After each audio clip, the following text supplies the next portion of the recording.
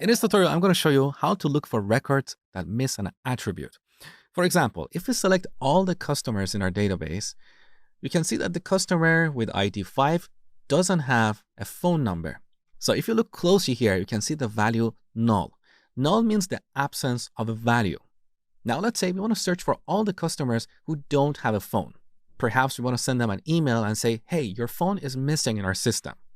So how can we get these customers? That is very easy. We use the is null operator. So in the where clause, we type out where phone is null. Now let's execute this query. We only get one customer who doesn't have a phone. Now here we can also use the not operator to get the customers who do have a phone. So we change the condition to is not null. Let's execute the query. Now in the query results, every customer does have a phone number. For this exercise, I want you to write a query to get the orders that are not shipped yet. This is a very useful query that is used in a lot of real applications. For example, let's say you're an admin for an online shop. You want to see the orders that are not shipped yet so you can follow them up. So write a query to get these orders.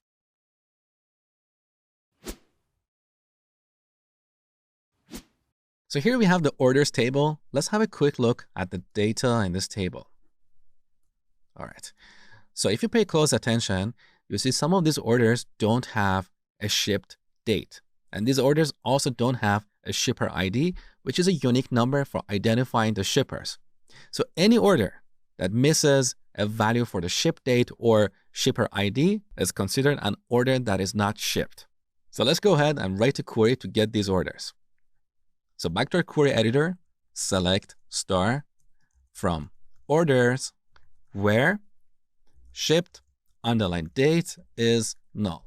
You could also write shipper ID is null. They're both equally correct. So let's execute this query and we should get 5 orders. Orders 1, 3, 4, 6, and 8.